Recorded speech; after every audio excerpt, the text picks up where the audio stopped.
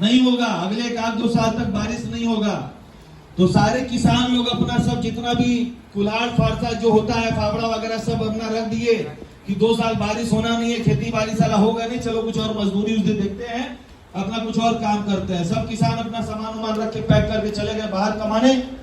लेकिन एक जो वहां गांव में किसान था, वो अपने खेत में जाके और जो फावड़ा वगैरह होता है, जो कुदाल फरसा होता है, उसे लेके अपना खेती का जो भी काम था वो कर रहा था, मेहनत कर रहा था, अपने खेत में अपना काम वो कर रहा था।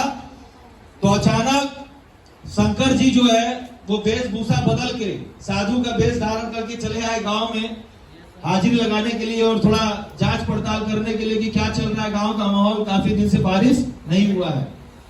तो आए तो देखे पूरा गांव में सन्नाटा, कोई गांव में कोई किसान नहीं दिख रहा था।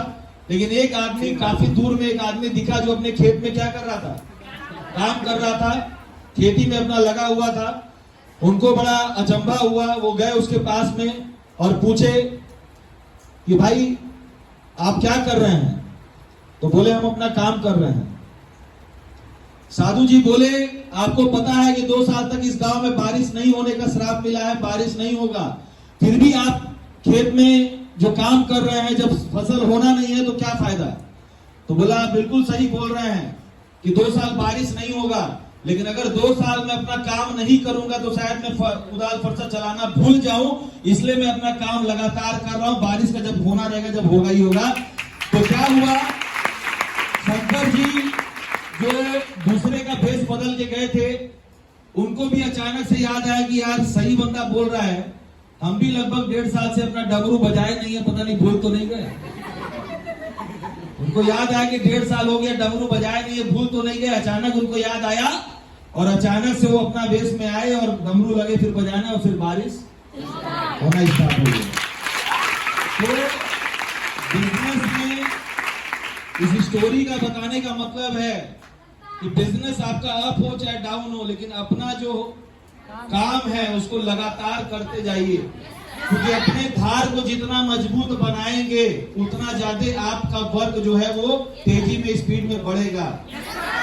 2 आदमी रहता है, पेड़ काटता है, एक आदमी एक दिन में 2, 4, 5 पेड़ काट देता है, एक आदमी एक पेड़ भी नहीं काट पाता। तो दोनों में अंतर क्या दिखा, एक आदमी एक पेड़ काटा, फिर थोड़ा देर रेस्ट किया, फिर दूसरा पेड़ काटा, और एक आदमी पूरा दिन में एक पेड़ भी नहीं काट पाया। तो जब वो जाके दूसरे आदमी से पूछा कि भाई तू एक दिन में यार 3 पेड़ 4 पेड़ कैसे काट लेते हो, आखिर हम भी तो कर रहे हैं, हमसे क्यों नहीं हो रहा है?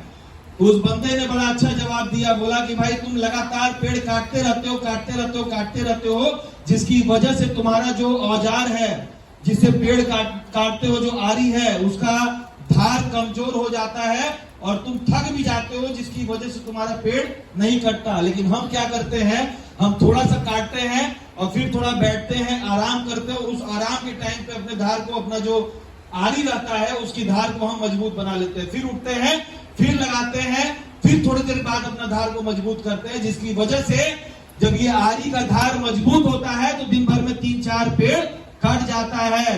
बट तुम्हारा जो आरी है उसका धार घिसते घिसते कमजोर हो जाता है, इसलिए एक पेड़ भी नहीं कट पाता।